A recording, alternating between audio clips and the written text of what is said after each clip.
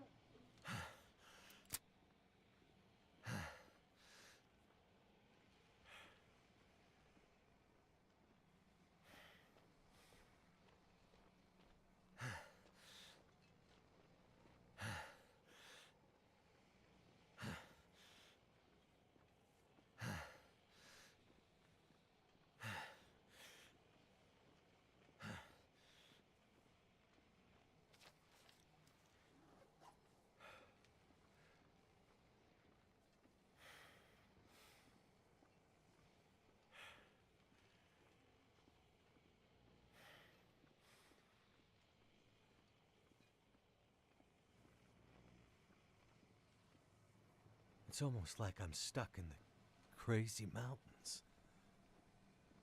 Madness. Like mountains of madness.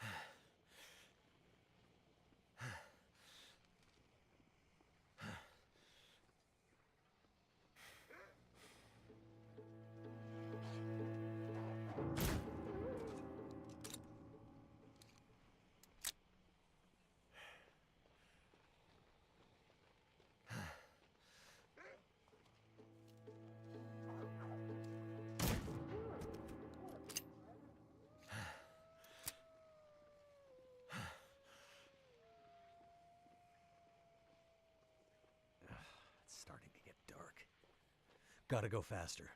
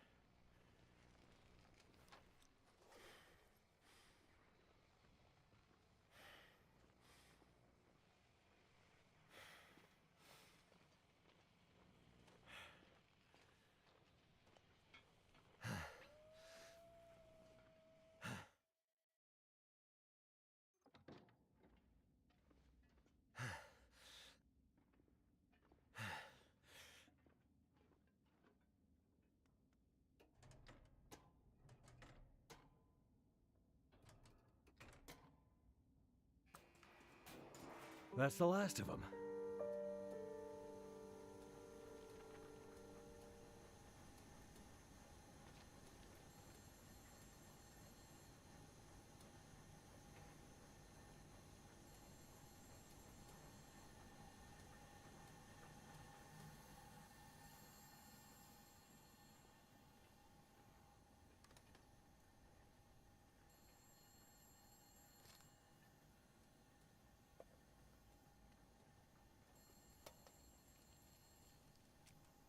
Hope nobody needs this anymore.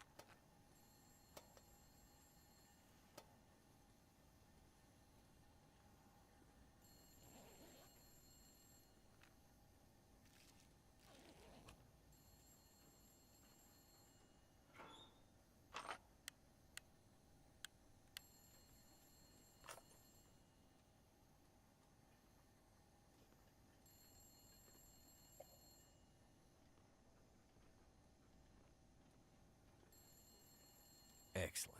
This pack is getting kind of heavy.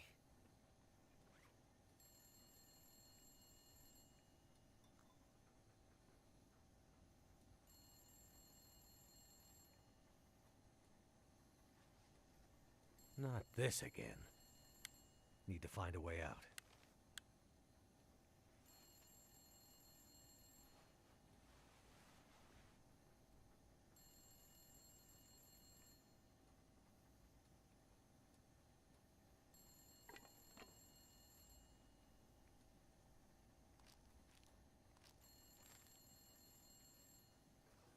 Holy shit, that's hot. That hurts so much.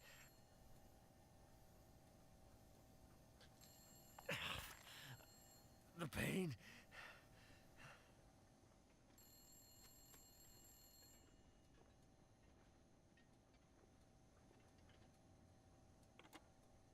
I see 3 green lights on the board, and a bunch of this old gear seems to be powering up. Good news. How's it looking out there? I think I've seen the worst of it. The pressure in the system seems to have dissipated, so that's one less thing to worry about. Great news. How we're at with preparations coming? She's in heaven. Haven't been able to get a word in edgewise since the power came back online. She's been running from system to system, and I am just trying to stay out of her way. All right. Let's hope her plan works. Tell that man to stop fooling around and get back here on the double. I gotta go. If the big Aurora appears before we're ready... I remember. Your life's work down the tube. Exactly. Be careful out there, Mackenzie, and get back to us soon. I'm on my way.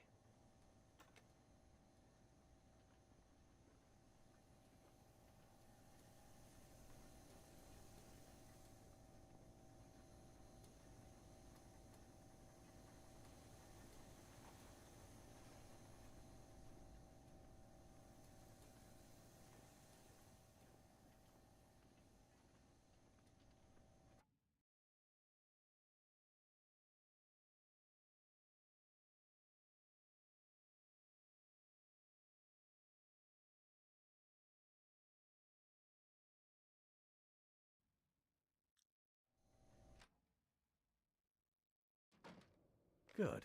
It worked.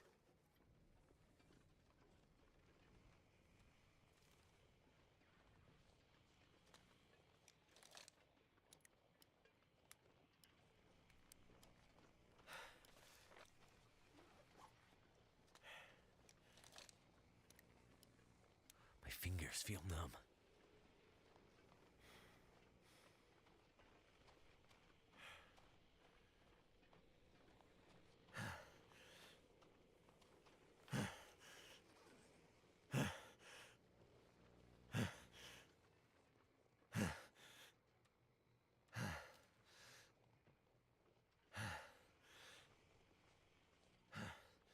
The air tastes funny, like metal in my mouth.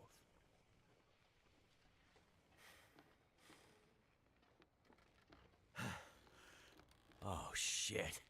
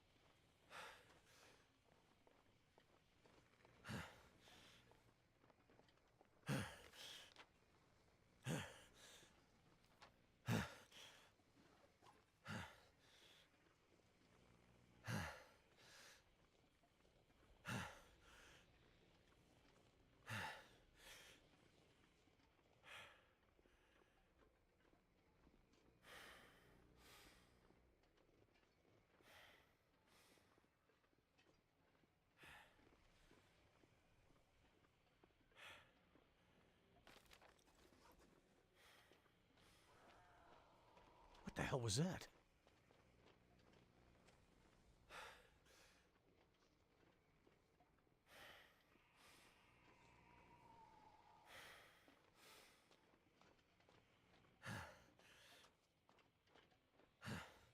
Oh shit! Is that what I think it is?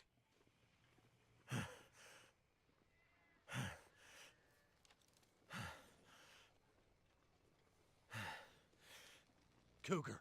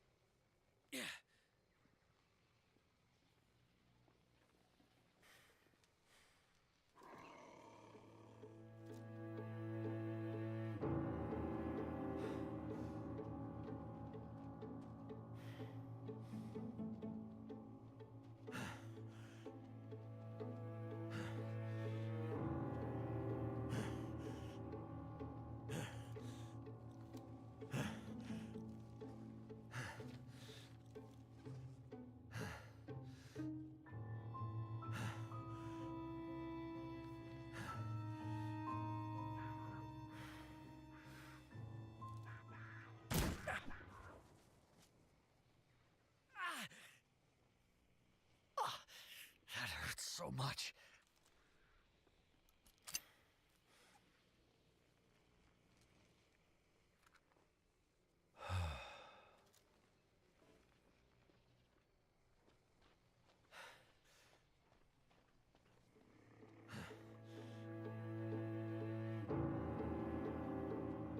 Damn, I'm freezing.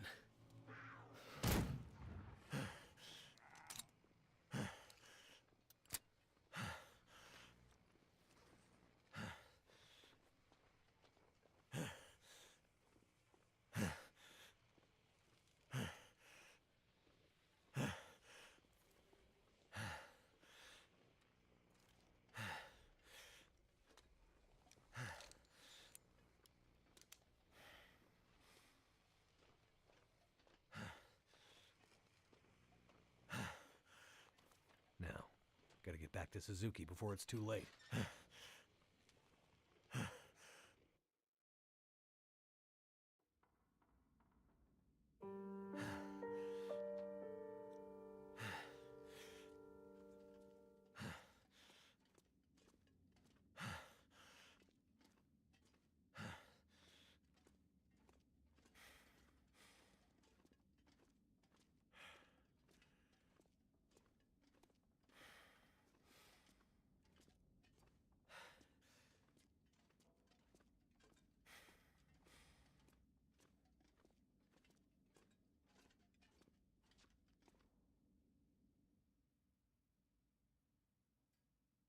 You did it, Mackenzie! Yes, good work, young man. It was no trouble. Now, do you have everything you need? I think so. I still have a job for you. Right. Please, accompany Jace up to... I can handle that alone, Dr. Atwood. He's already done enough. Accompany Jace to... With tonight's Aurora, we have a chance to pull the data now that the systems are nearly back online. But I'm not sure Jace can handle the next part alone. I don't need any help. We need to get the data from the buffers back into the mainframe and then to the scope's relays for processing. But for that to work, we need the benefit of the program. The program? Just a little something I put together during my graduate thesis. It's a brilliant bit of coding, and without it, we'd be dead in the water. Okay. So, what can I do? The next parts are all about perfect timing, and we each have a part to play. I'm sure I can handle the telescope. Nonsense. This is too important to let pride get in the way. Once more, for good luck. Let's not make this a habit, okay? Works for me. You two had better get moving. We're running out of time.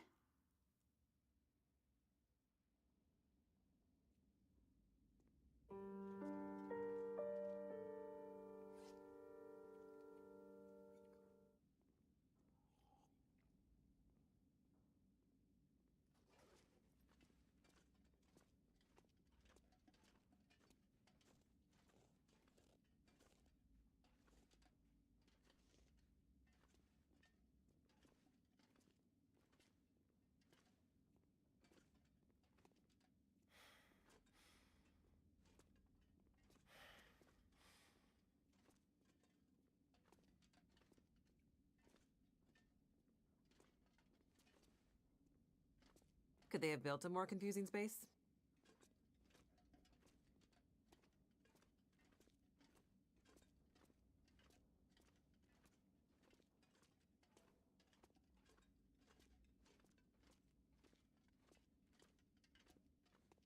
This place is old, but it has good bones.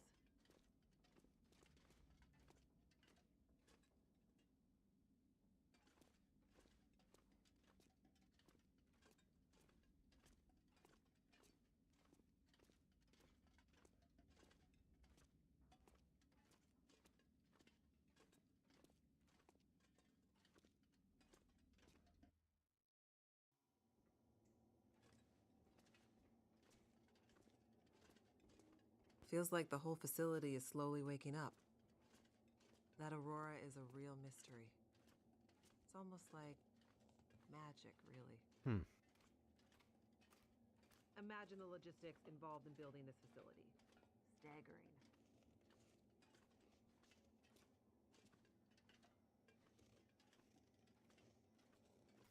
The people who built this had no idea how important it would be someday.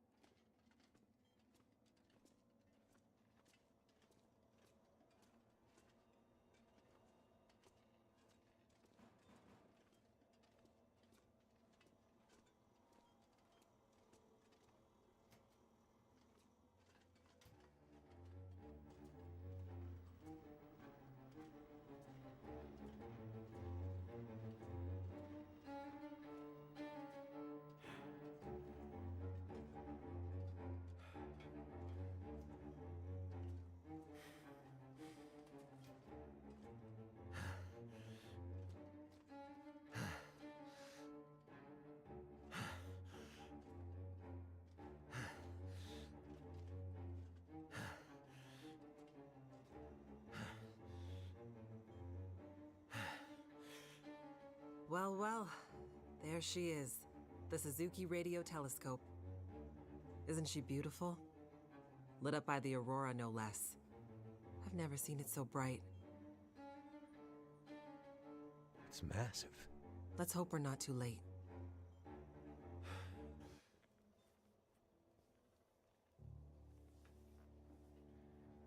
Okay, time to get this party started. There's a fair bit of interference. Keyboard is glitching a bit. Can't be helped, we're way past long shots at this point. Loading the program. Now. Are you in place? I'm seeing some spikes on the sensors at the peak. Shouldn't be long now. What do you need me to do? Okay, this is the tricky part. I'm gonna have to run the program and update the code in real time to modulate for the aberrant magnetic field and... Jace.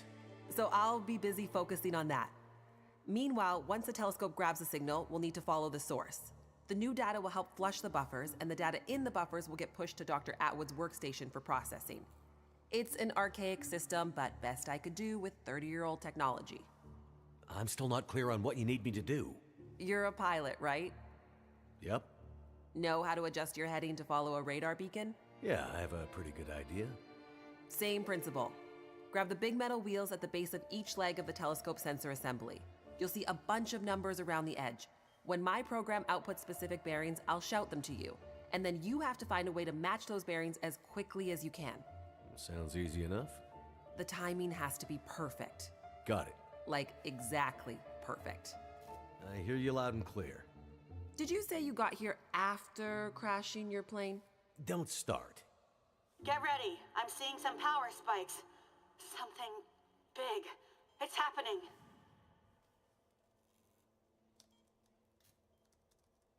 Get ready, Mackenzie.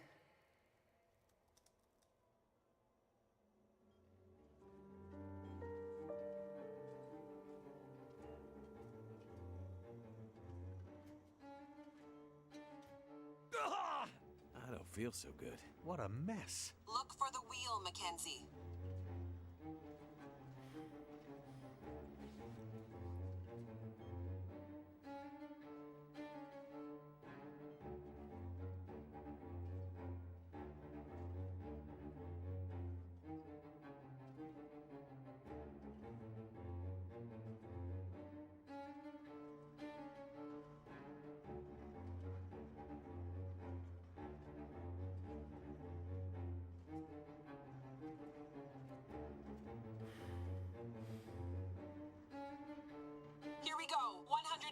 degrees.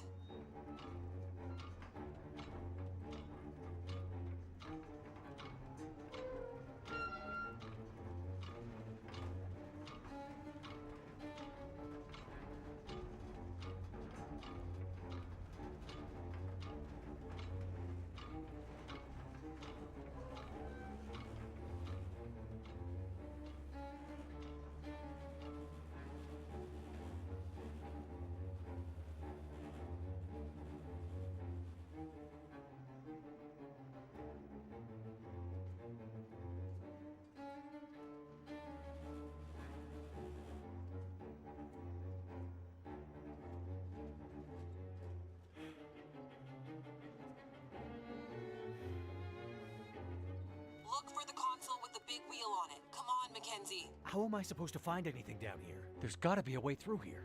The dish is huge. That's it. We're getting close now. Keep going.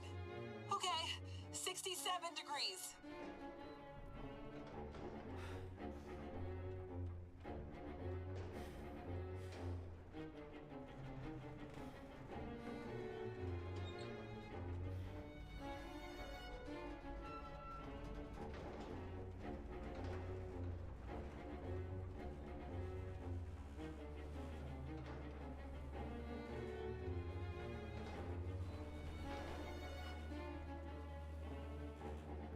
Jace?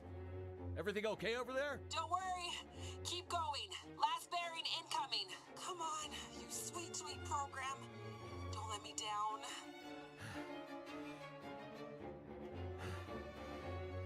$156, Mackenzie. Get to 156 before the whole thing blows.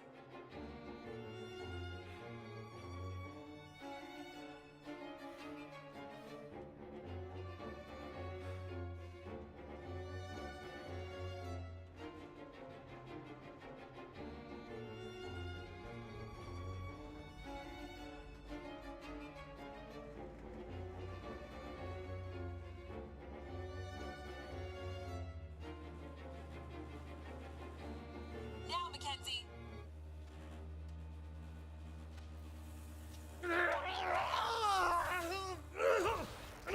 Mackenzie!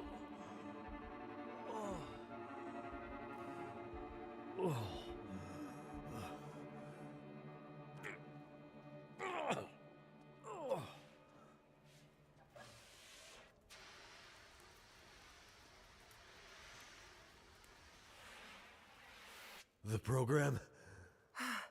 She did the most any program can hope to do. Her job. Now let's hope Dr. Atwood got what she needed. Because this gear is toast.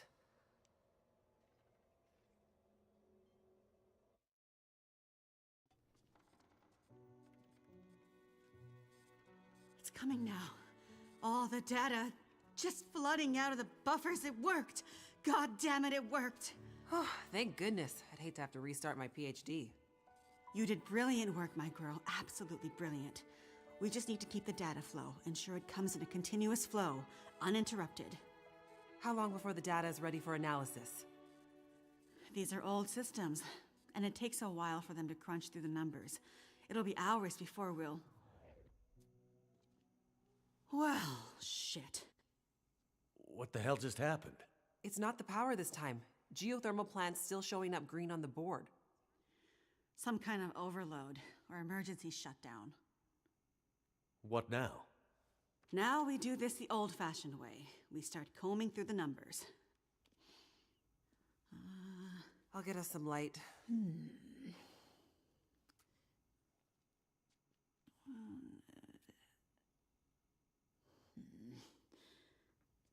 Do you see anything that would indicate the level of K-index we might expect to... Shush, girl. Let me read. Huh. Do you want me to grab a printout and Could it be a G10? Is there something I can do to... Aha! Here it is. Here it is. Yeah, there it is. What do you see? It can't be. That silly old British bastard was right. He just never knew how right he was. Why did it have to happen in our time? British bastard? Please explain. For you to fully understand would take more time than we have. I'd have to go back more than 150 years. I like a good story. I think we deserve some answers. Very well. In 1865, a British scientist and naval officer was tasked with supporting the research of a scientific team, seeking to create a kind of communication that could travel over the air. The Admiralty felt that dependence on the telegraph was holding them back. This Navy man was inspired by stories he'd heard about the Carrington event 6 years prior, at the time the largest geomagnetic event ever recorded.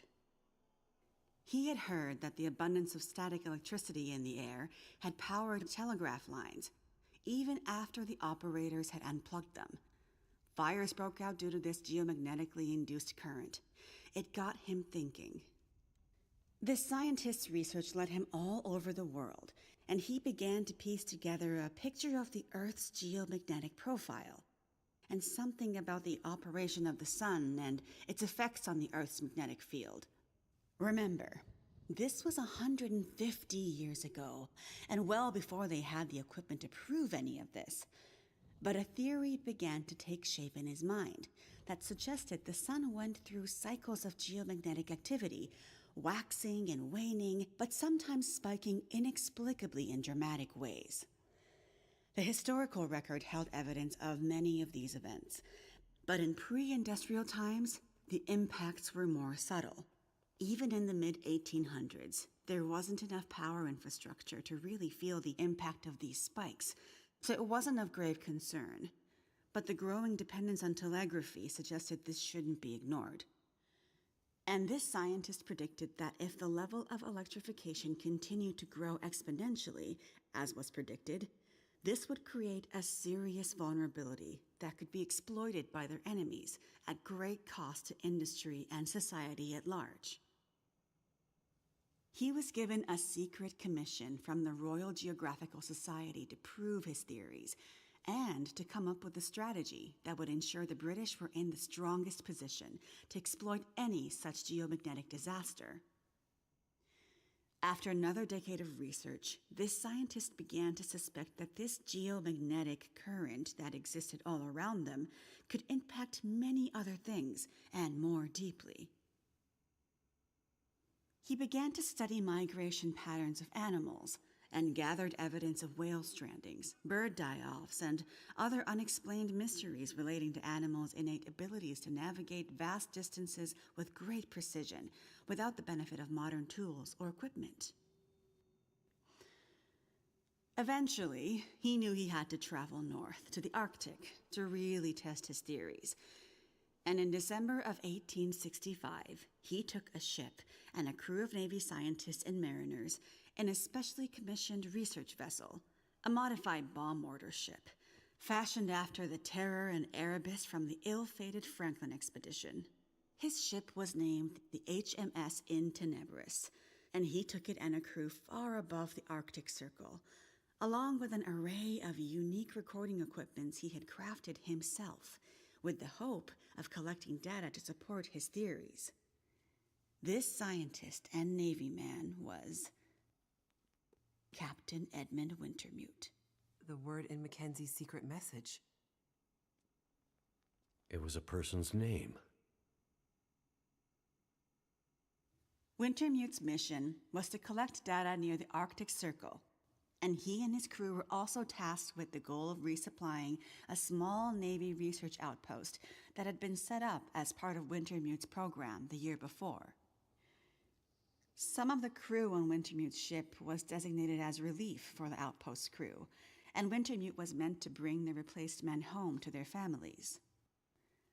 A few days away from the Arctic Circle and 2 days from their destination, Wintermute recorded increasingly active aurora and other geomagnetic activity around the ship, including St. Elmo's fire. But he also noticed something else. As evidenced by their journals, many of the crew were having trouble sleeping, with some experiencing full-blown insomnia that worsened as they traveled further north. Some were also beginning to forget things, their journal entries occasionally slipping into childlike language or outright gibberish. 2 days out from their destination, the night watch rang the ship's bell to announce a man had gone overboard. The man, an experienced mariner, had been observed to simply walk off the deck of the ship. By all rights, a calm and dependable sailor. This event shook the crew's morale. Wintermute did his best to keep them focused, but he was still inexperienced as a ship's captain, always more the scientist than sailor or Navy man, and he could tell the men were increasingly becoming anxious, even distrustful. Walked off the ship and straight into the water. Exactly, but things got even stranger after that. When they arrived at their destination, a small island surrounded by sea ice, they found the Navy observation camp that Wintermute had set up the year before completely abandoned. The shelters were mostly destroyed, the relentless Arctic winds having shredded their canvas. The sled dogs were killed, some seeming to have been eaten. Many of the men were found dead, their bodies frozen in their beds, some showing signs of having been attacked or murdered. Yikes. Keep in mind, the Franklin expedition was still fresh in the public imagination during this time, including all the rumors of cannibalism. Wintermute could tell some of his men were nearing their breaking point, so he sent them back to the ship and took only a small group of trusted officers with him to search the rest of the small island. On the far northern side, in an icy bay, they found the remainder of the outpost crew, their bodies frozen solid in the ice. Some appear to have walked in and simply frozen in place. Jesus. And I thought we had it bad. Not wanting to completely abandon his research, but also recognizing the fragility of his situation, Wintermute kept a small group of trusted and hardy men with him. He offloaded sufficient provisions and equipment for them to survive up to 6 months, and sent the crew and the Intenebris back to London, with the request that they send a rescue ship to pick them up. That's dedication. But what does it have to do with our data? I'm getting there. Months later, the relief ship returned to find only Wintermute remained. He had left books of scrawled notes, data he had gathered using his novel devices, sketches and observances of the men he had kept with him, and a detailed diary outlining their slow but progressive decline into a kind of fugue and madness. Wintermute was accused of murdering the men, brought back in shackles, and once back in England, summarily court-martialed and committed to a sanatorium. His equipment, journals, and the data therein were hidden by the Admiralty, and the Royal Geographical Society renounced Wintermute's membership and denounced his research, claiming he had gone rogue. His work disappeared for over a century, until I dug it up. Why haven't we ever heard this story before? Exactly the question you should be asking. I had encountered odd and inexplicable references to his research, but always leading to dead ends. I finally managed to get my hands, through no small feat of my own canny research and a dogged determination, I might add, on a few of his earlier papers. It wasn't easy, believe me. A woman, let alone a woman who isn't white, had to work 10 times harder to get access to this material, but I managed to do it. I spent the next 20 years piecing it together, tracing the fingerprints of Wintermute's theory, collecting his data, analyzing, and then adding to his research with research of my own using increasingly modern equipment. And the more I dug, the more data I collected, the more worried I became. Because not only had Wintermute's original fear come to pass, that the world had become dependent on the electrical grid, a technology that would easily be taken offline should any Carrington-level geomagnetic event occur, but even worse, that the Carrington event of 1859 was like a tiny spark compared to the massive, overwhelming storm that might come in the future. I started to talk to others about this, But of course, people thought I was crazy. They ignored me at first, then started to denounce me, and then ostracize me. Until I eventually found myself so far on the fringes of accepted science that I was entirely isolated, with nobody to trust, nobody who would believe me. I lost my job, my marriage failed, all my academic credentials were thrown into question. Ah, this explains something about your reputation, Dr. Atwood. Nobody would believe me, except for John, who you met as Jeremiah, Mr. Mackenzie. He was a young corporal in the Canadian military when I first met him. Handsome, as I recall. It's a long story on top of an already long story, so I won't tell it all here.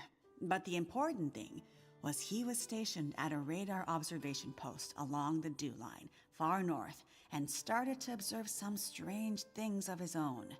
He followed the trail, which eventually led him to me.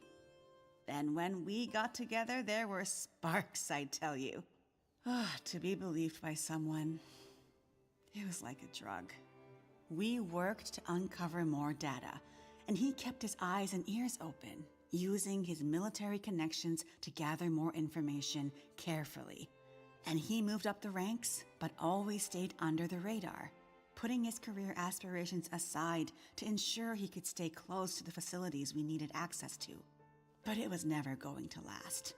At one point, he was caught accessing some classified data shared with our NATO allies, and they thought he was spying for the Russians, so they put him in military prison.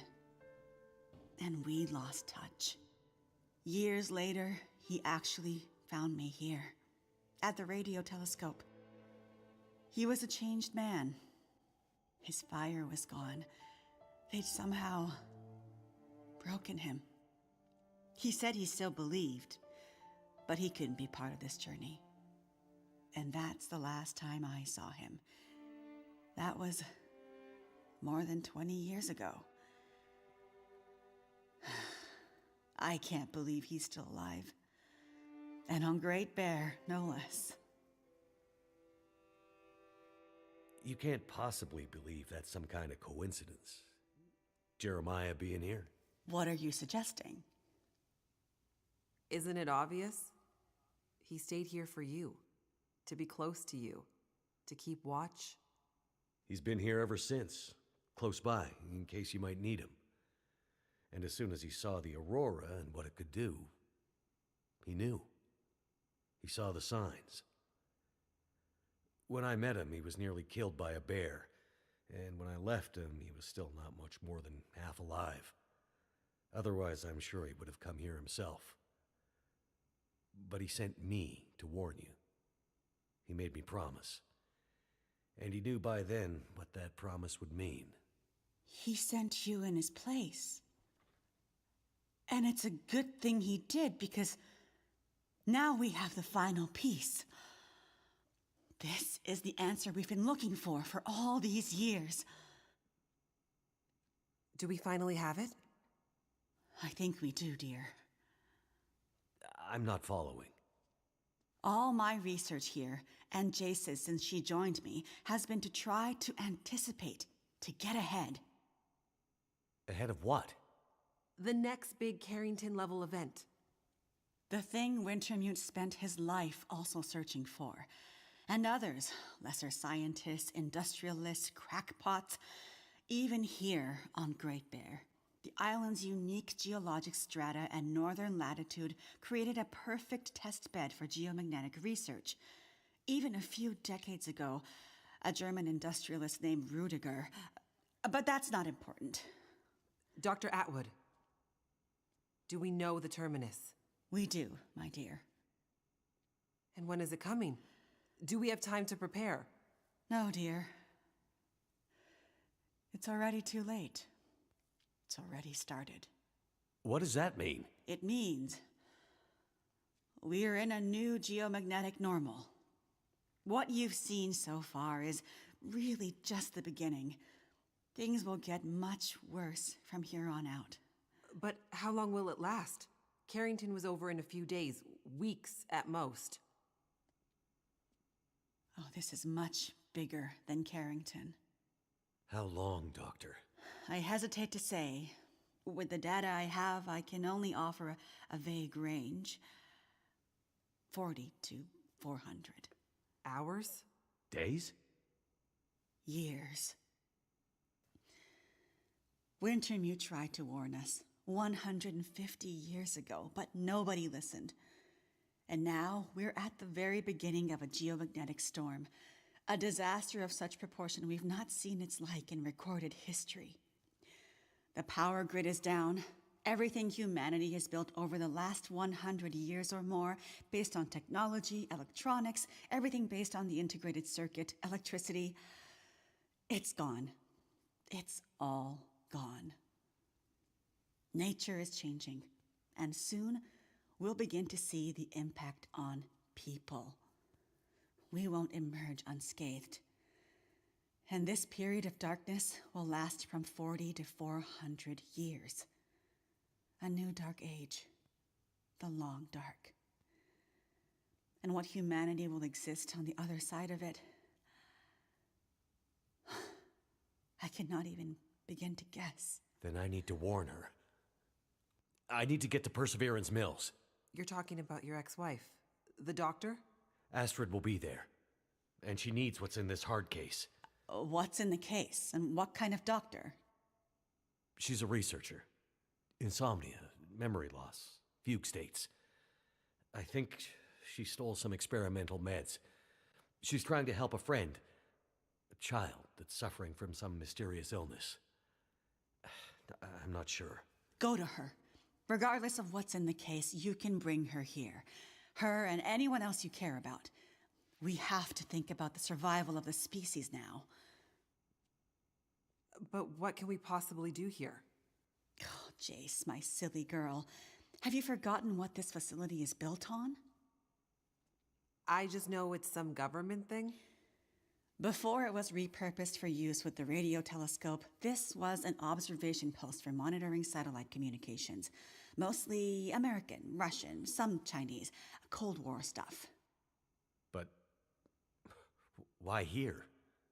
Who would think we'd be spying from here? Exactly. A few floors below us are the magnetically shielded dorms and storerooms designed for the folks who used to live and work here back in the Cold War. The whole place is basically a big bunker. Right. And the team that built the geothermal plant left various supplies behind. Exactly. There's probably enough dry rations and assorted supplies there to feed dozens of people for a couple of years. Survival of the species, huh? I'm afraid so. Then I better get to it.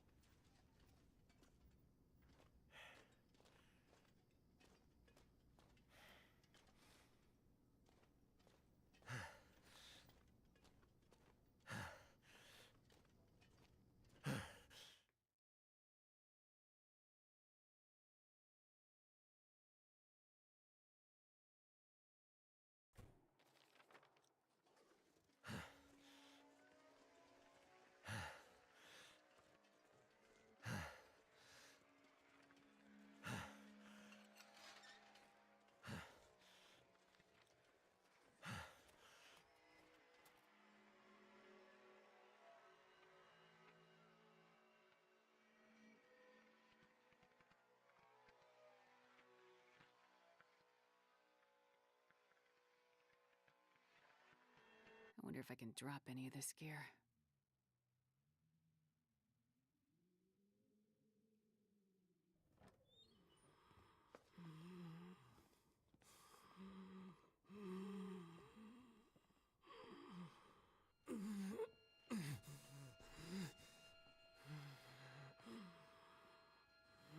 This is your patient. And in case you're thinking of letting him die, consider this a little extra incentive to keep him alive. Astrid! You don't need to do that. I need you focused. I'm a doctor. I'll do whatever I can to help your friend. He's not my friend. He's my son. He dies, she dies, and then you die. He's lost a lot of blood. And his injury looks infected. There's a fair bit of bruising around the torso, suggesting there may be internal injuries. Tell me what happened to him. There was an explosion. Then a lot of heavy stuff fell on him. How did you know to come here? We heard on the radio. Shut it, Vachon. You always did talk too much. You never mind that. Just fix Donner. For internal injuries, there's not much I can do with the equipment here. It's too rudimentary. Normally, he'd be airlifted to a regional hospital.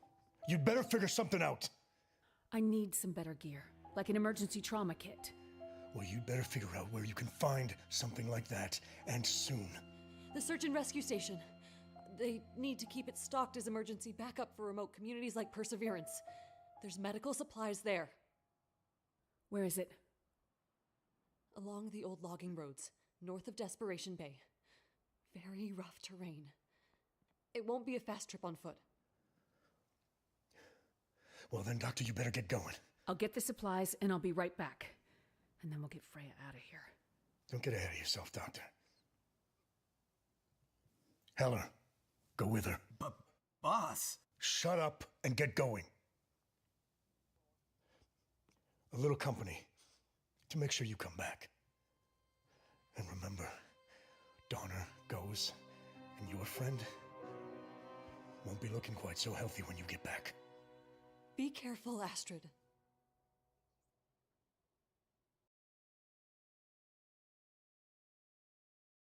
Look, we've been traveling for hours.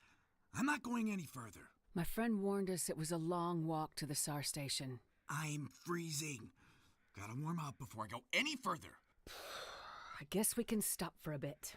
Listen, lady. Hey, look, a train.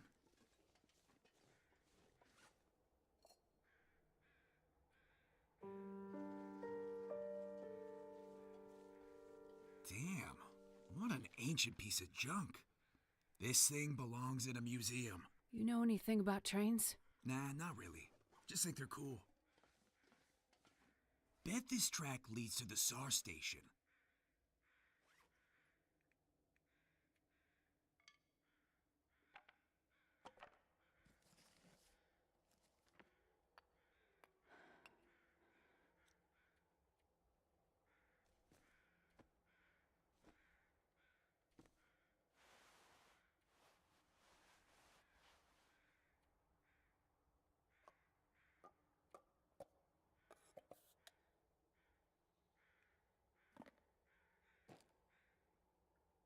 Man, this pack is getting kind of heavy.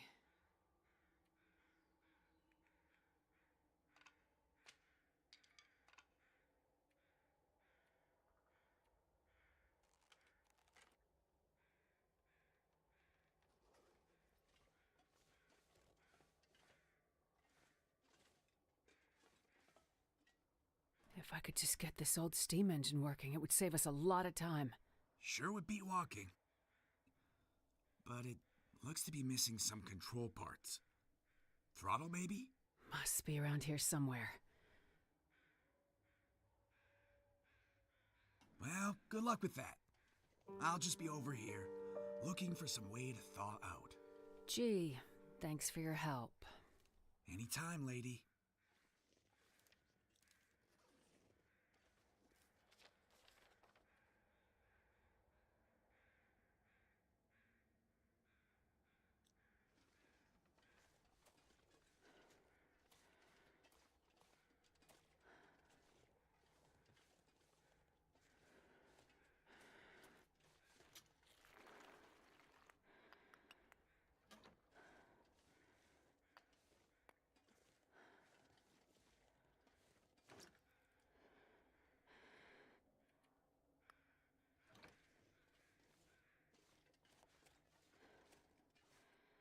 Maybe I can find something useful in that maintenance shed.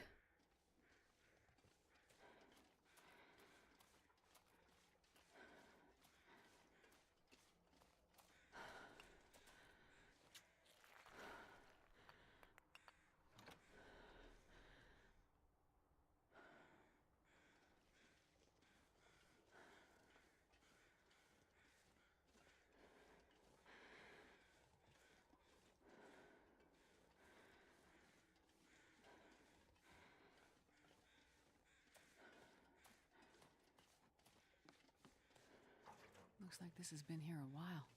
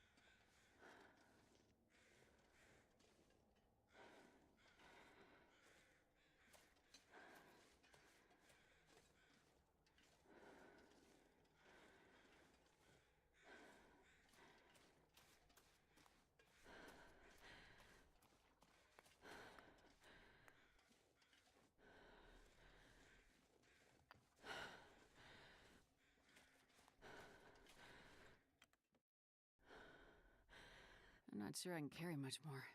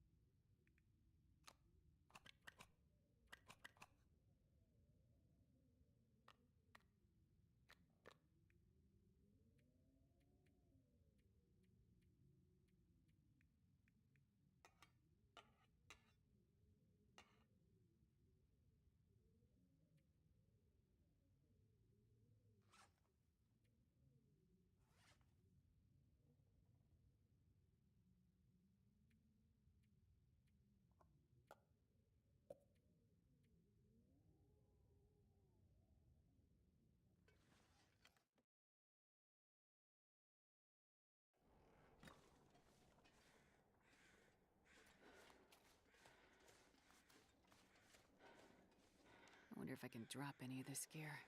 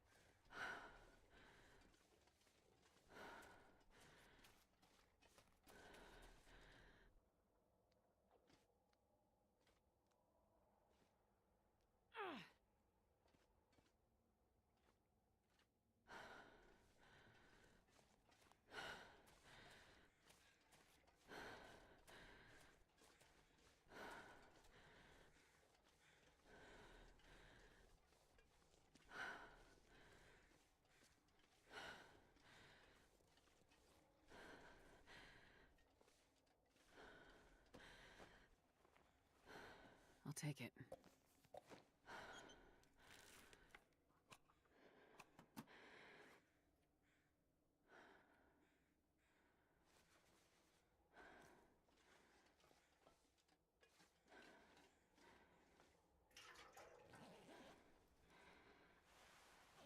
Man, this pack is getting kind of heavy.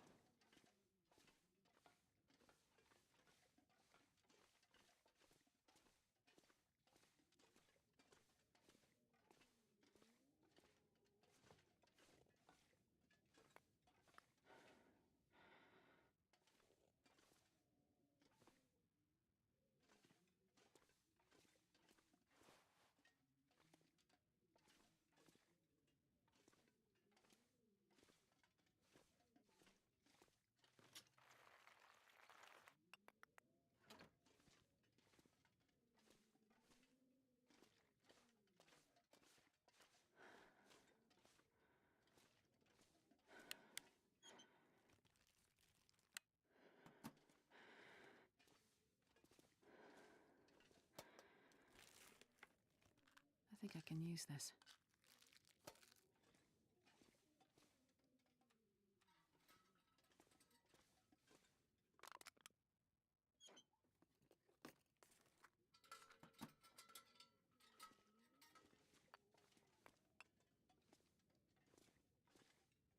I'm not sure I can carry much more.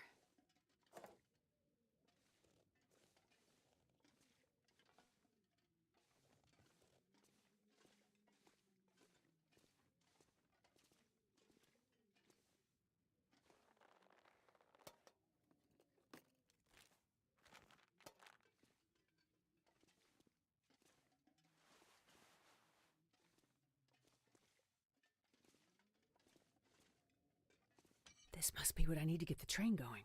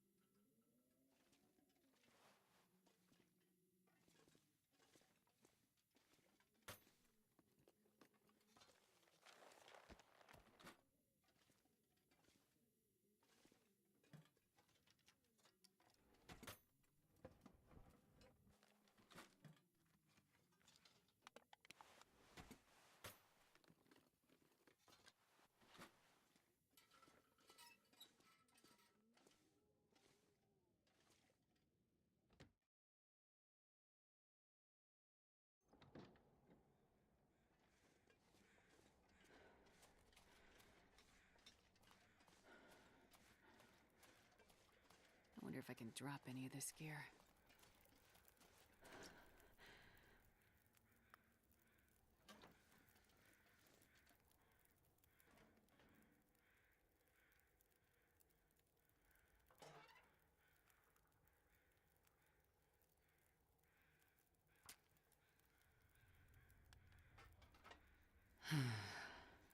Okay, so the fire's going, and that means the steam pressure should start building any minute now.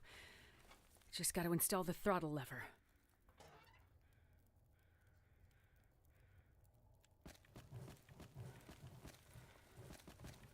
I need more coal.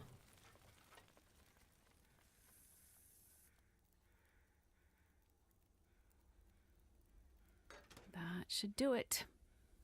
You coming? I just got this fire going.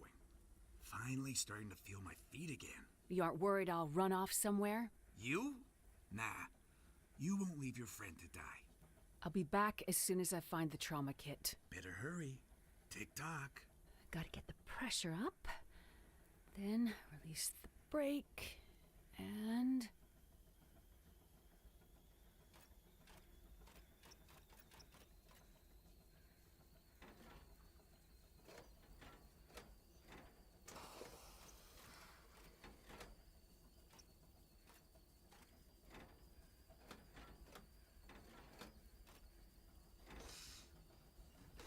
works!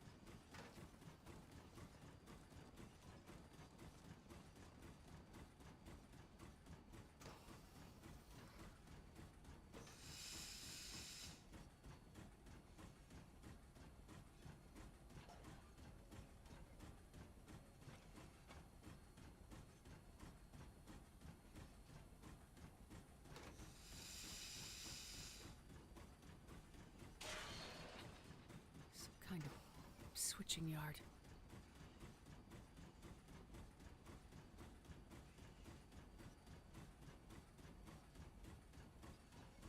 Dead end.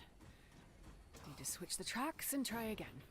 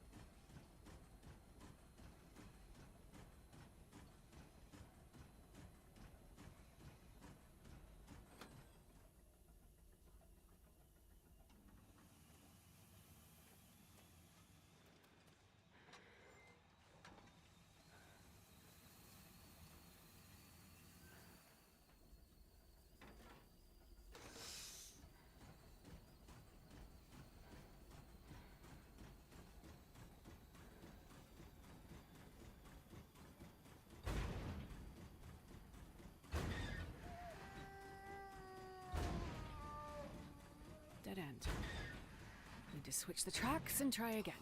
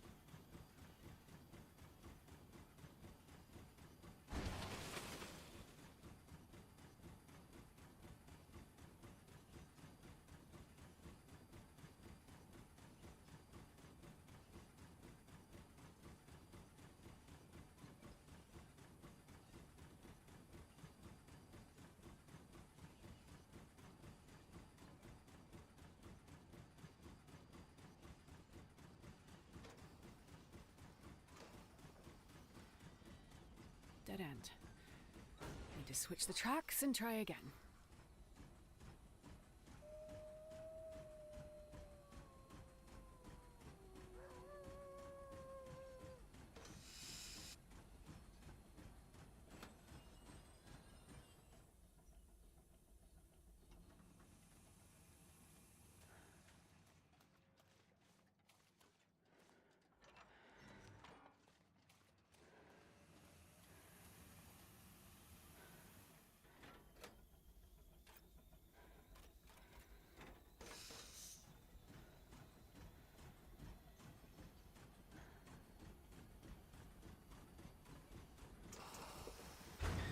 This place is crawling with wolves.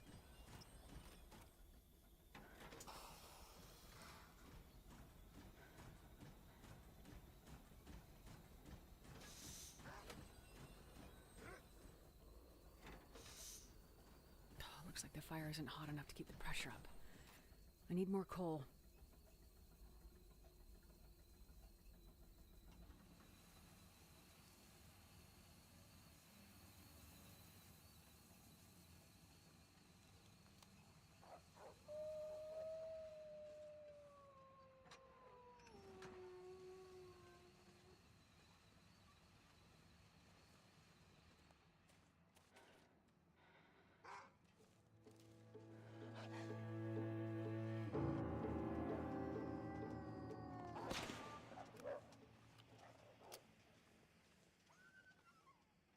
Well, this stuff will come in handy.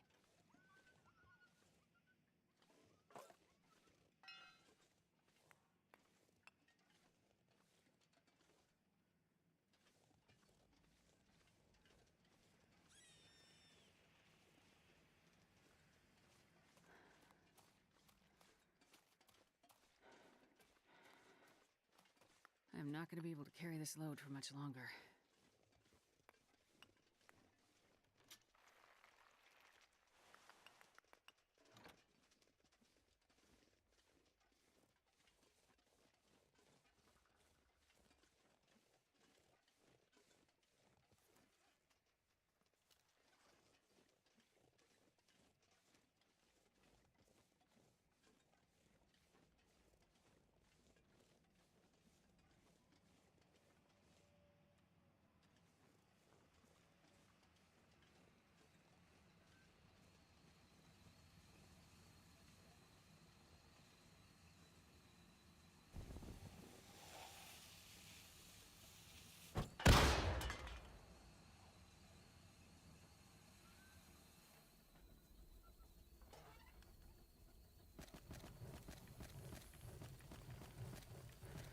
Gotta keep my eye open for more coal.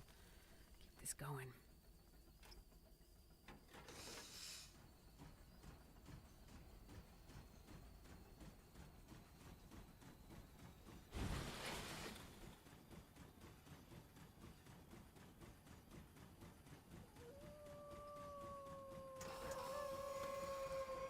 Dead end. Need to switch the tracks and try again.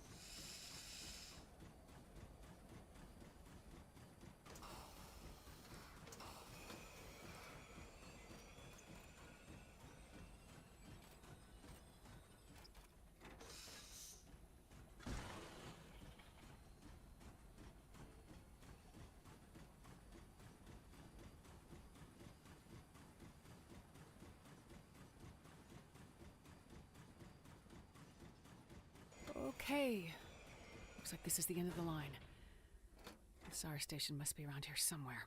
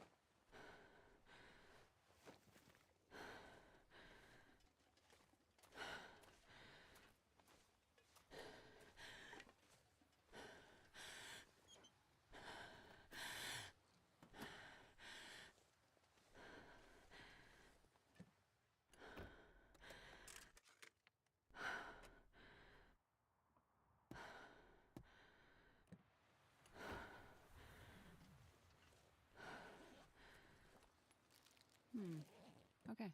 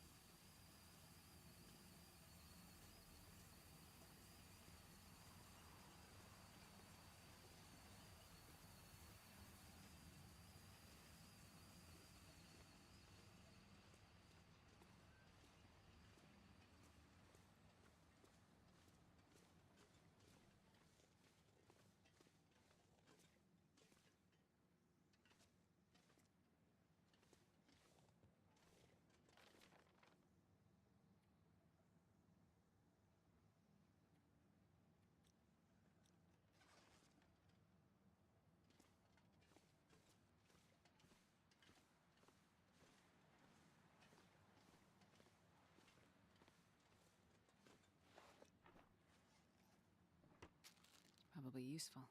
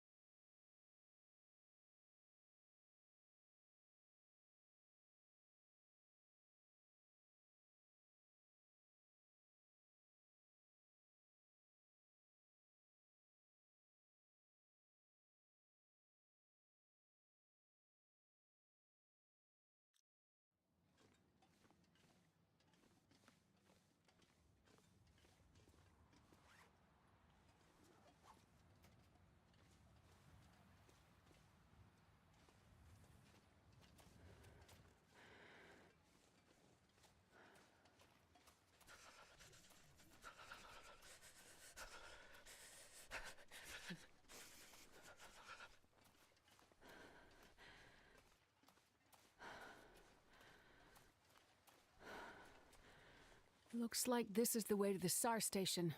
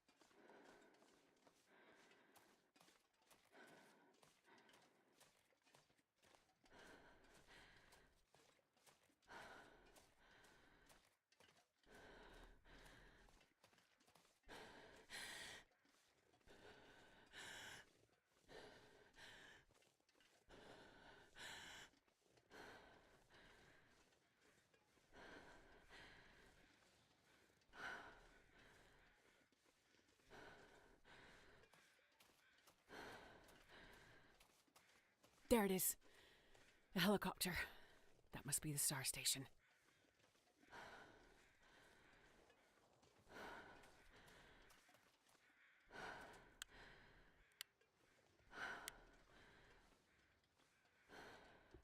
Hope nobody needs this anymore.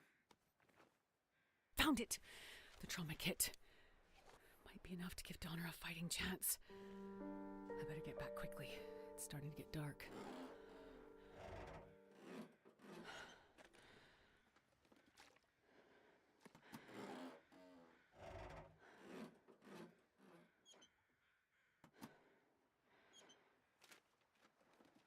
This'll come in handy.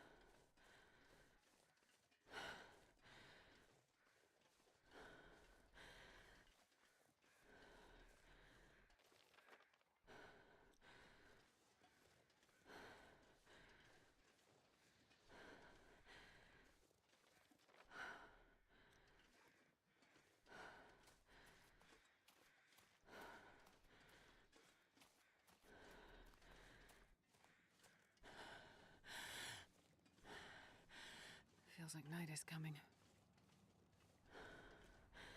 Gotta get the train facing the other way so I can get out of here.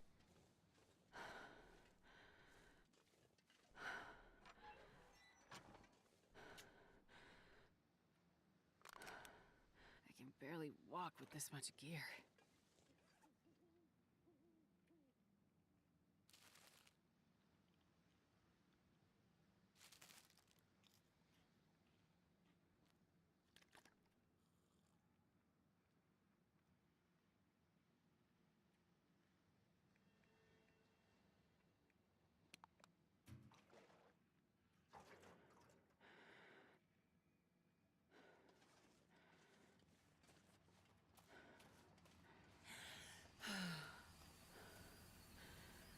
like I need more coal to get the fire burning hotter.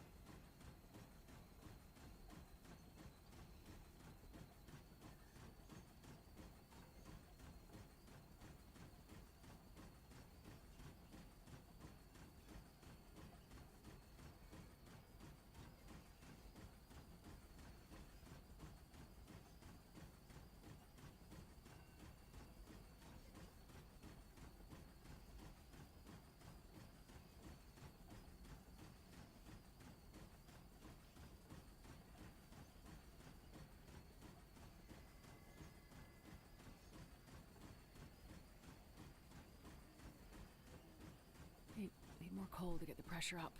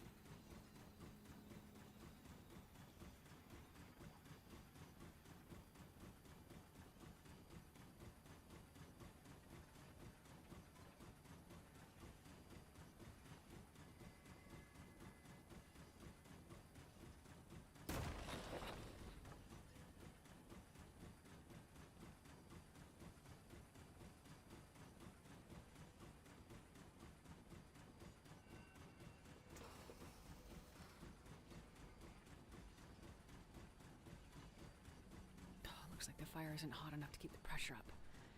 I need more coal.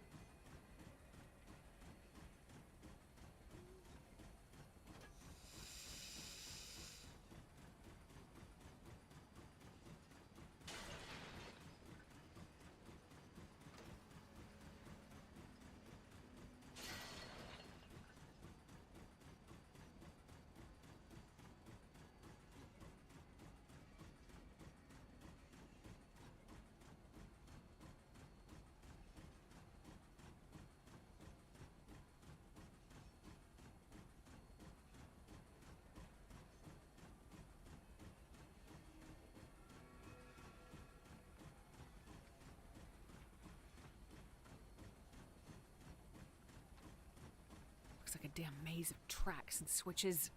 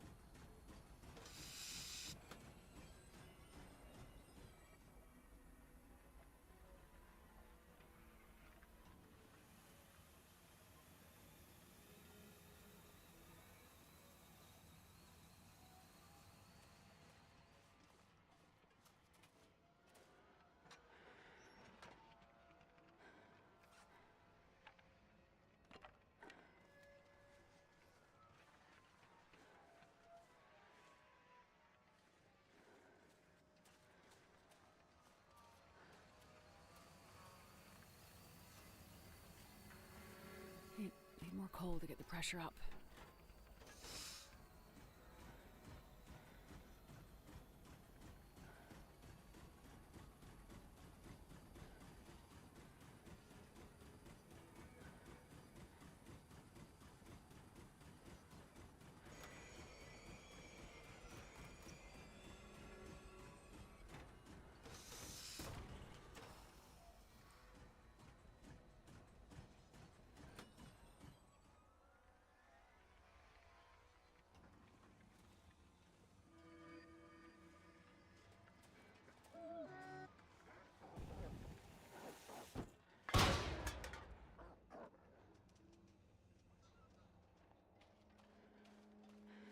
I need to find a place to rest.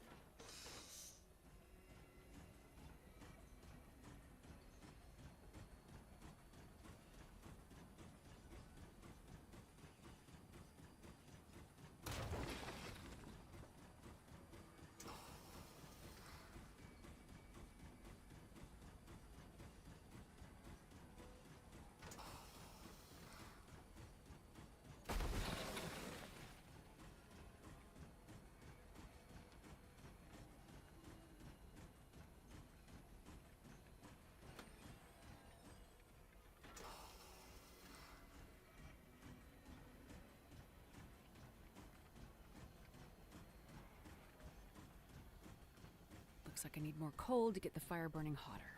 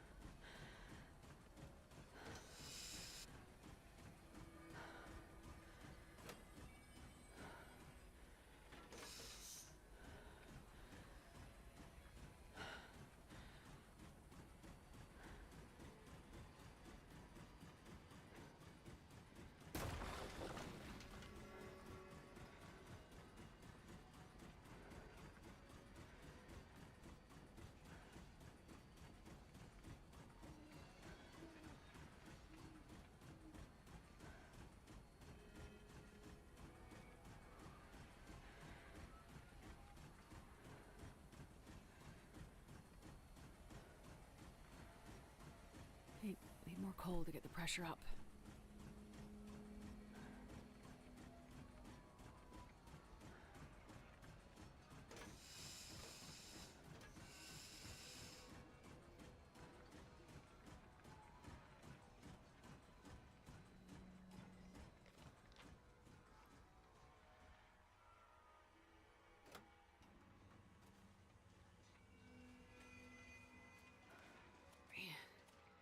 I am too tired to think straight.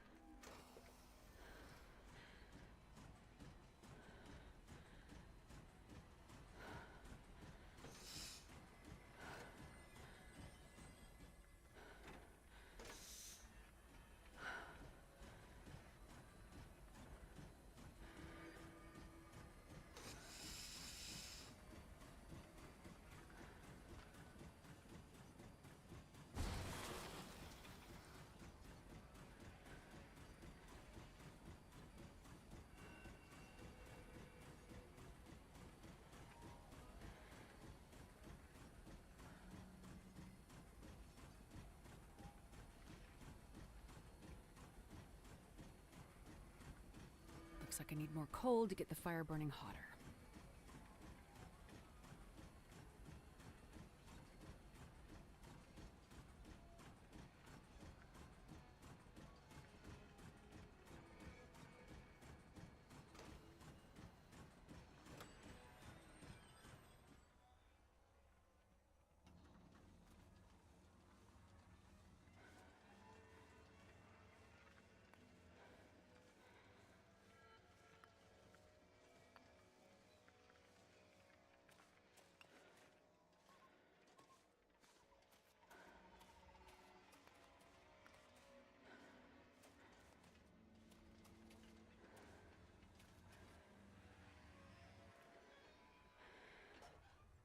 I'm getting tired.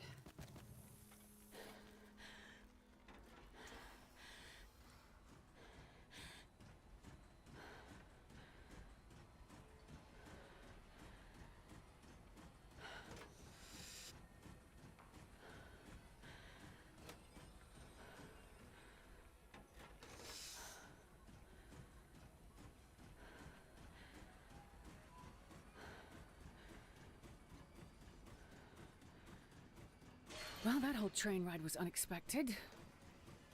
Looks like simple machines like this still work. Now, where did Heller go? Looks like he's still by his fire.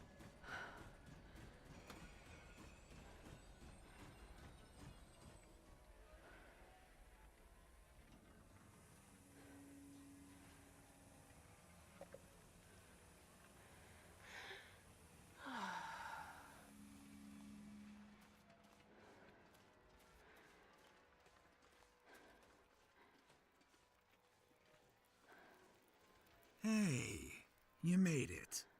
What the hell took you so long? I mean, there were complications, of course. Yeah, tell that to Mathis. You find what you need? Yes, I think so. We better get back to the clinic. Yeah, sure hope Donner's still alive. For your sake. You and me both.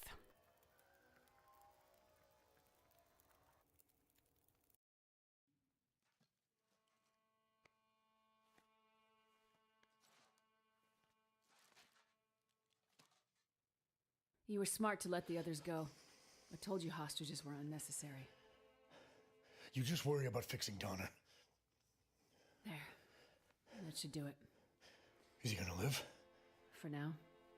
That's not good enough, Doctor. Look, I could lie and tell you he's gonna be fine just to get you off my back and get my friends out of here, but the truth is he's been injured. Badly. Without better equipment, I can't say for sure what's happening inside his body. If there's internal bleeding, which I suspect there is, what I just did for him might be enough to slow it down, but not to stop it. Eventually, he's gonna need more help than I can give him. Maybe there's something that can help Donner. In your special metal case? I have no idea what you're talking about. Oh, Doctor, you are not a good liar. You think I didn't figure it out? You think I didn't figure out that you were what Mackenzie's been looking for all this time? You leave him out of it. Oh, but he's very much a part of it. I knew there had to be more to it. Why would a hard-headed pilot like him care so much about carrying a metal case halfway across this frozen hellscape?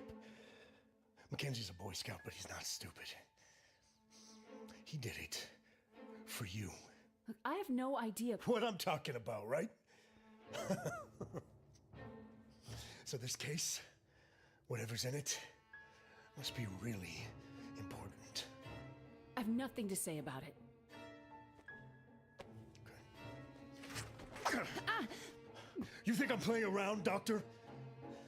Please, I've done everything you asked. Just let my friends go. What is in the case, Doctor? Nothing.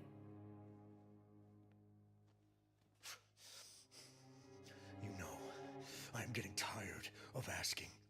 It's nothing that can help Donner.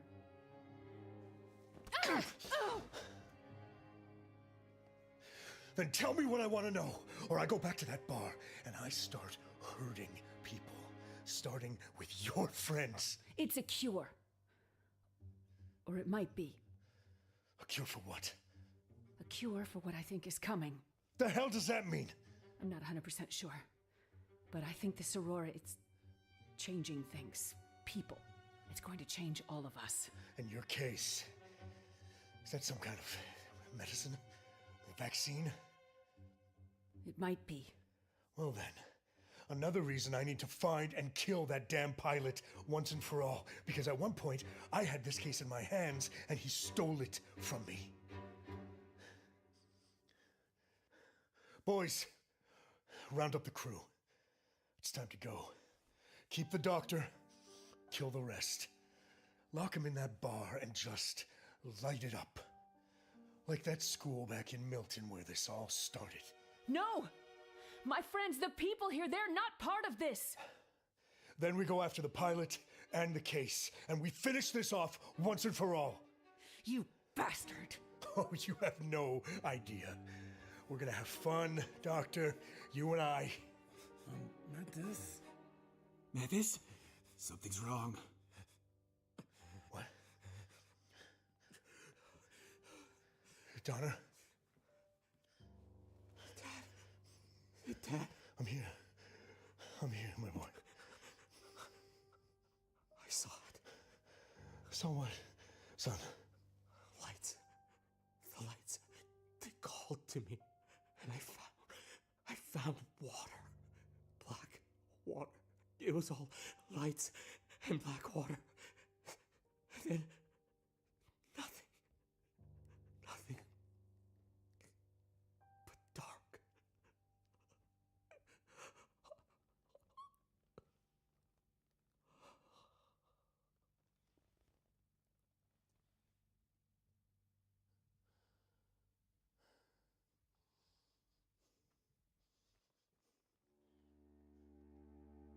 You let him die.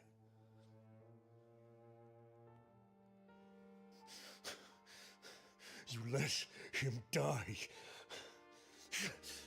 You let him die!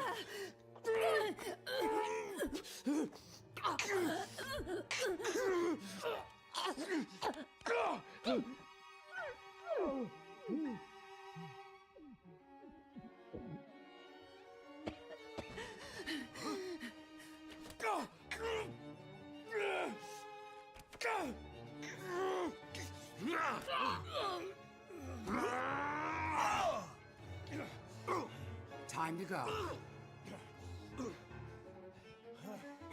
Hey, Jerry. I said it's time to go. I don't know. I feel like hurting them some more. No time. Fine. Let's get out of here.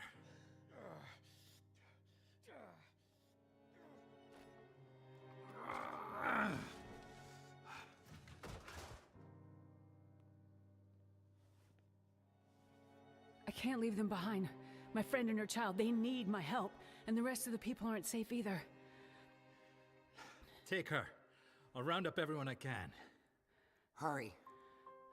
No, you have to take me where? There's someone you need to see. Who? Is it Mackenzie? Is he still alive?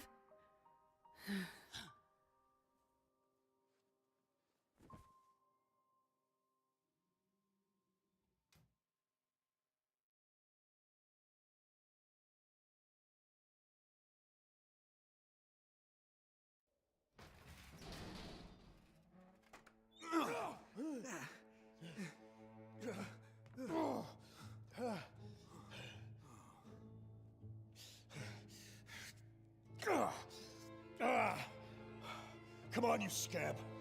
Shake it off. We have work to do. But what about for Sean? Nothing we can do for him.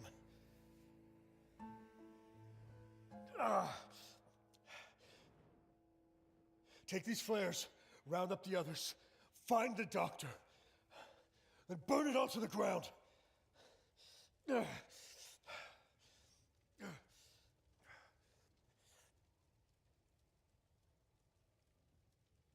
She's here. I gotta find Astrid before Mathis does.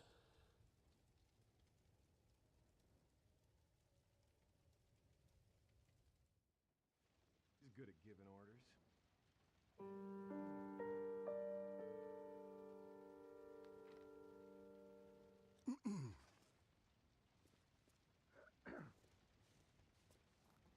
sneak past this guy. Little murder and mayhem to warm me up.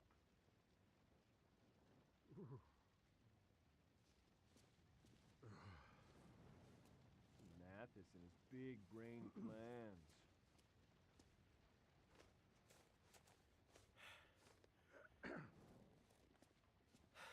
Burn it all down, he said.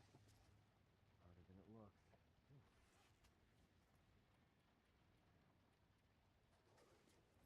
At least the fire's warm.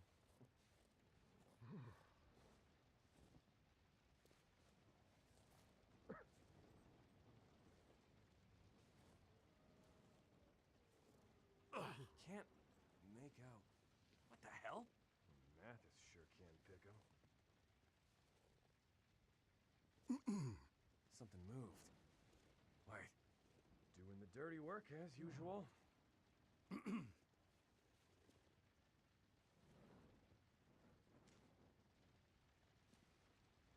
of nowhere. My ass off. So much smoke and fire. I gotta find Astrid and get the hell out of here.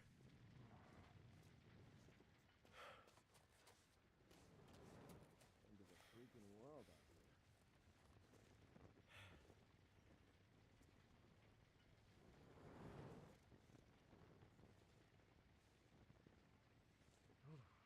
here. God. What the hell was that? What's that? I can't make out. Something moved. What's that? We're gonna burn you. What's that? What the hell was that? You better run! You better run! I see you! God.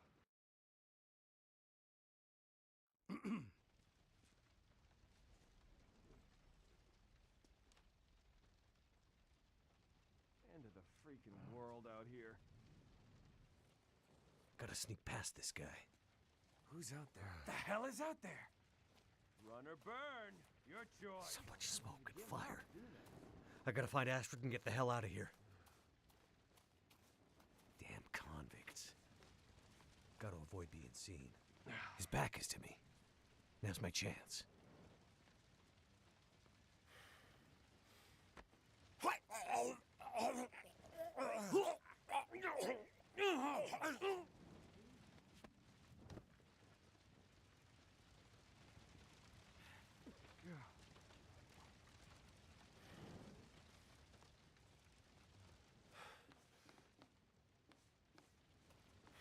Murder and mayhem to warm me up.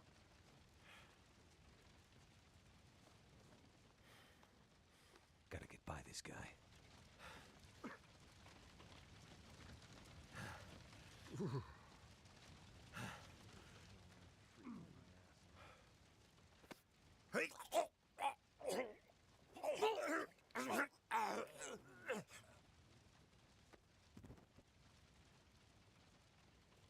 This damn town. He's good for the orders.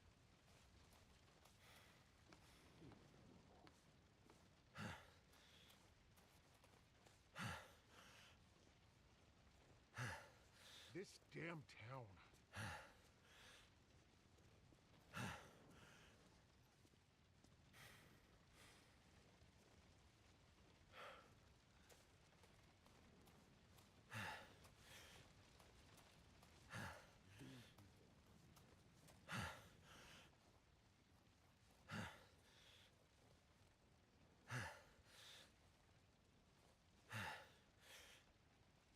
No time to waste.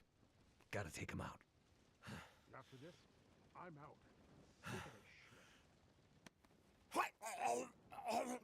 Hey!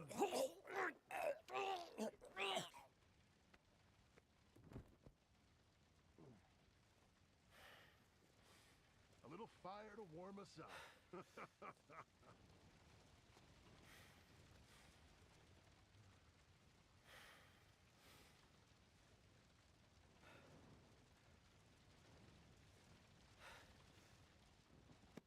Hey! Mathis and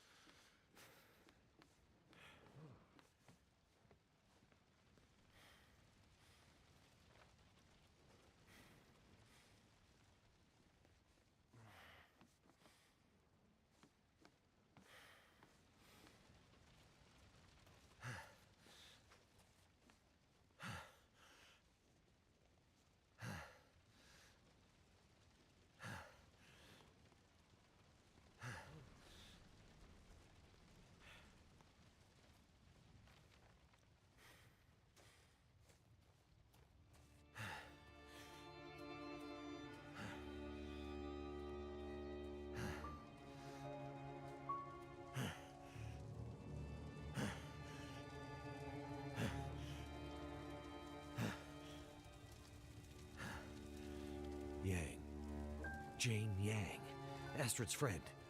This must be the house.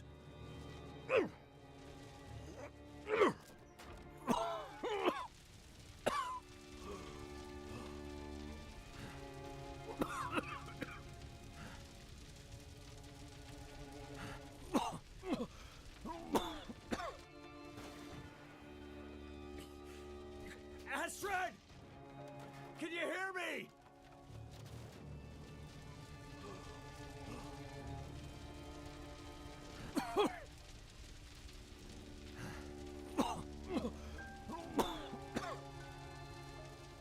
Oh, hot, hot, hot!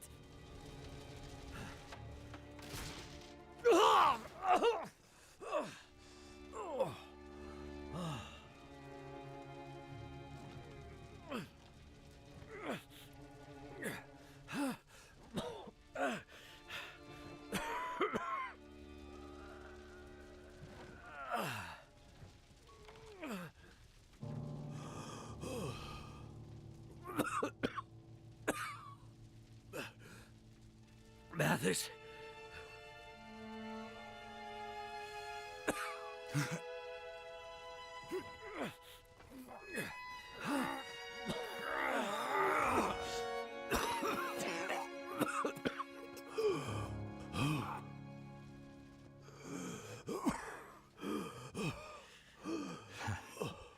Looks like we're even, pilot.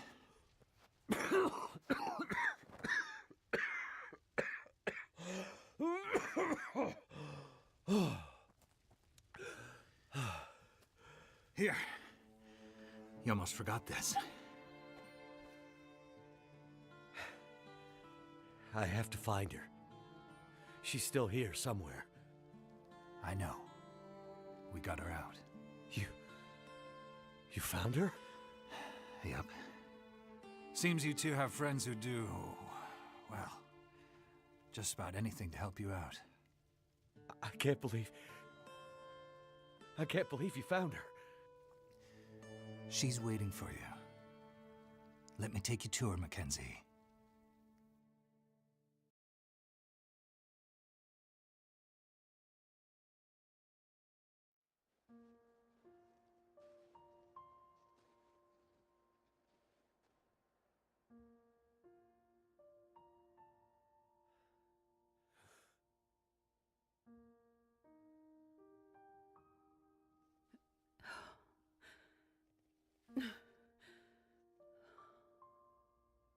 Is it really you?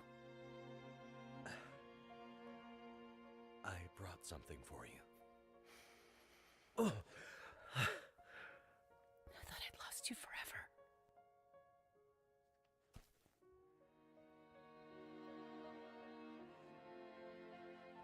Nothing is forever.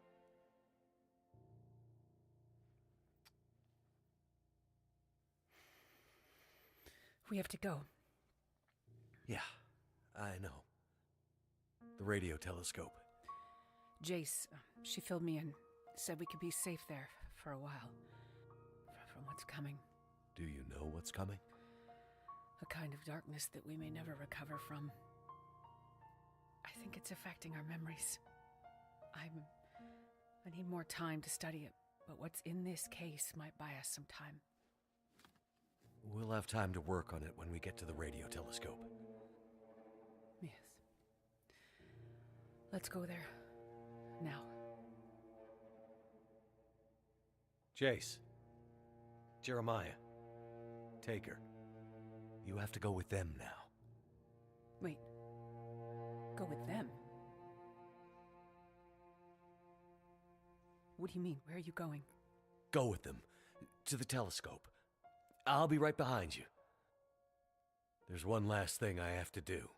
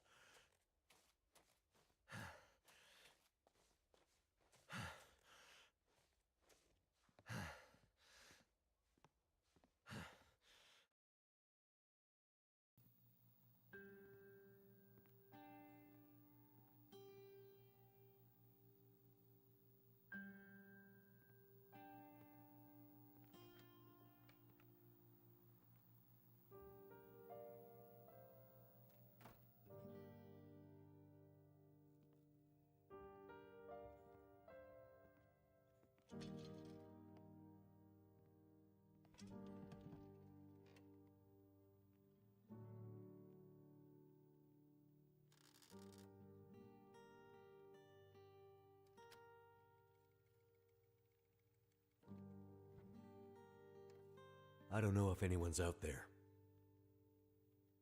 I don't know if this radio is even working. But if you can hear this, take shelter immediately. Get underground, as deep as you can. Take food, water, all the supplies you can find. The lights in the sky, the aurora, it's changing us. Changing the wildlife. Changing our minds. Confusing us. Making us see things. Making us forget. If you see the lights in the sky, stay underground. It's not safe. I'm not sure when help will come, or if it'll ever come. We might be on our own for a while. So, take care of each other. Because, in the end, each other might be all we have. And all we've ever had. I'm gonna loop this message for as long as I can. Be safe out there. And good luck to us all.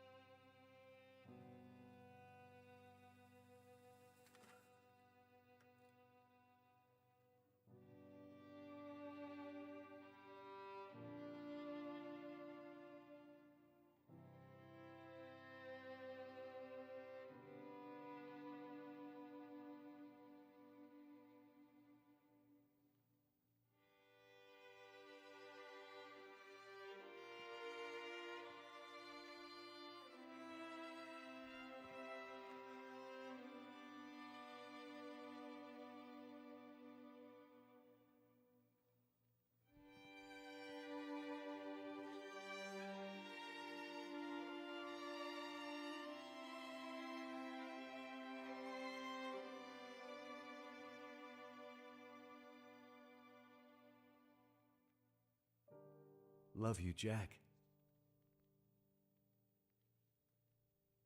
Miss you. Maybe I'll see you again someday.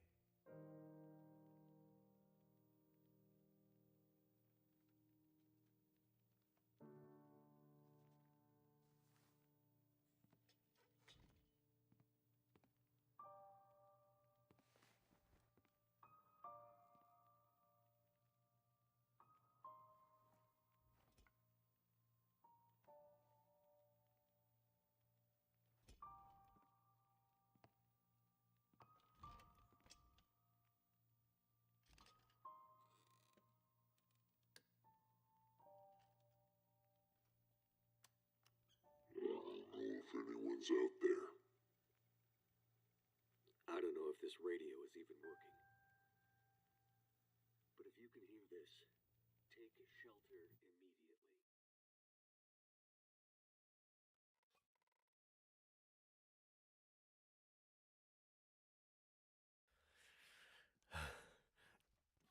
Oh.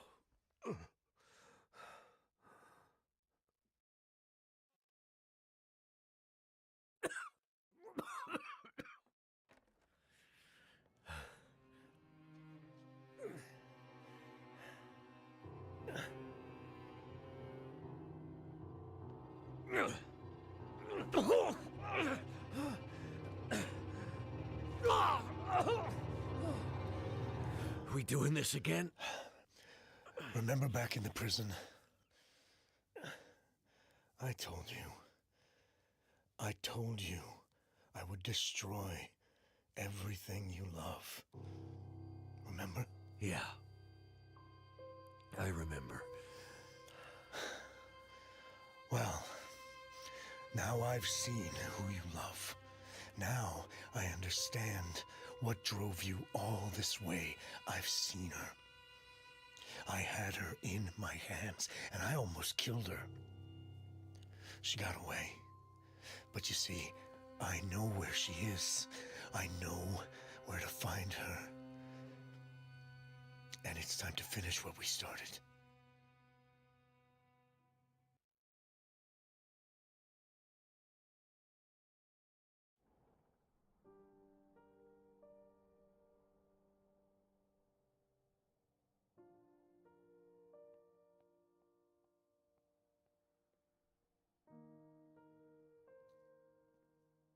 He'll come.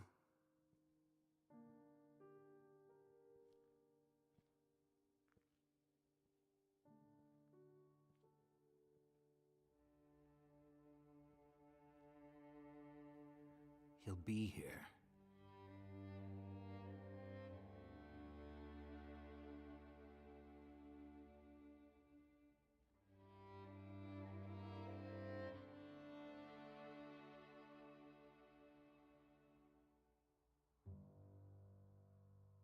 I think I see something.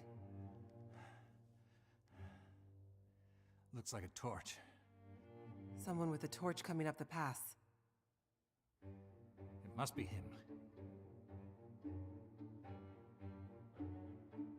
Maybe he found the others in town. Ones we missed?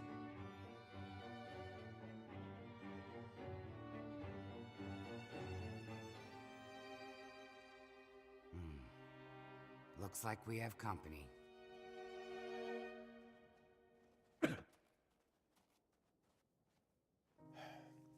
No!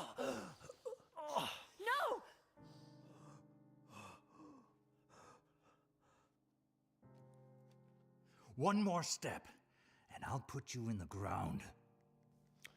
All right. Here's the deal. We know you have shelter. We know you have medicine.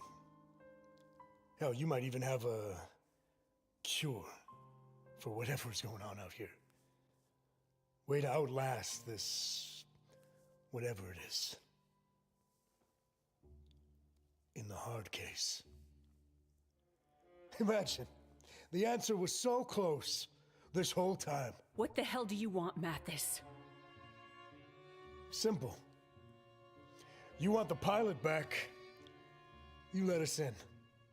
You give us some of what's in the case. You let us take shelter from the lights in whatever this place is. You don't? This damn pilot, who has been such a pain in the ass since the minute I met him, I finally clip his wings. Mackenzie! Don't give it to them. Listen, asshole! This thing is a bunker. Time lock means we close this vault door and it isn't opening up for months, years, maybe longer. No way in hell are we gonna be trapped in here with you. Well, that makes this even easier. You come out, we come in, and the pilot lives. Otherwise... Wait! Wait. We can't do that. There are dozens of people in here, innocent people, children. But I can trade places with him. I'm a doctor. I can help you. I can find another way to protect you from what's coming. Just let me take his place.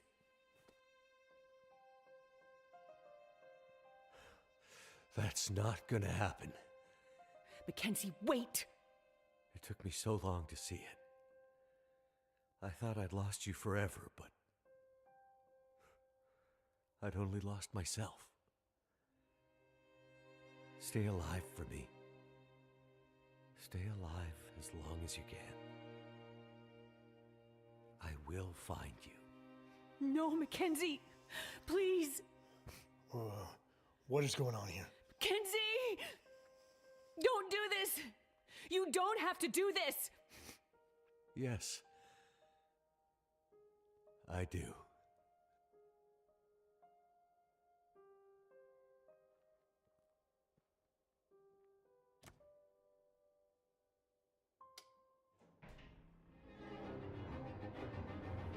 don't do this!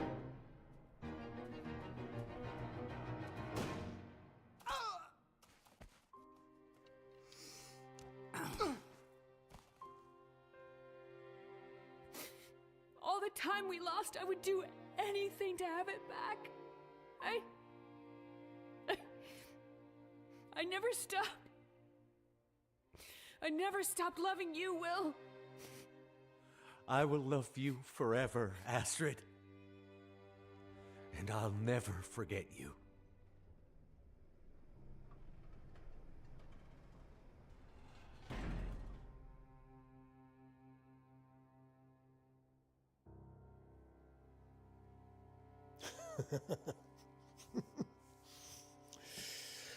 Well, after all that, looks like our fates are bound together, you and me. You better stand up, pilot. There's a whole world out there just waiting for me. Time I took my rightful place in it. And you are going to help me. Okay. But first, there's something I gotta do.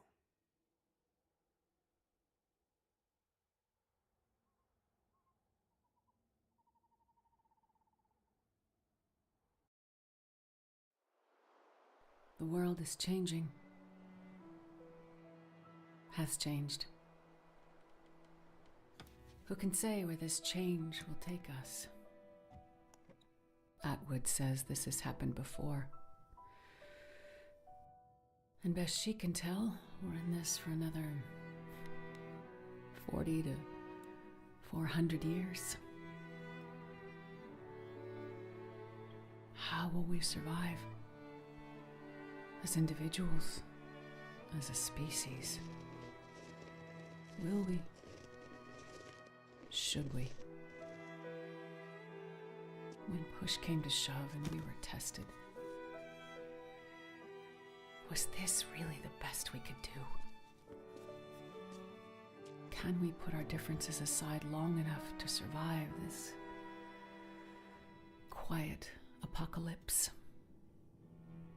And if we fight to survive, does any of it even matter? I can't say. I'm not sure any of us can know what comes next. But what I believe is we have to fight for the future. Because the world we had yesterday won't exist tomorrow. Mackenzie, I know you're out there. Just hang on. Just survive for me. Remember who we were. I will find you. Mackenzie. My love. Whatever you do, wherever you have to go, promise me one thing. You won't let this new world break you. And promise me, I will see you again.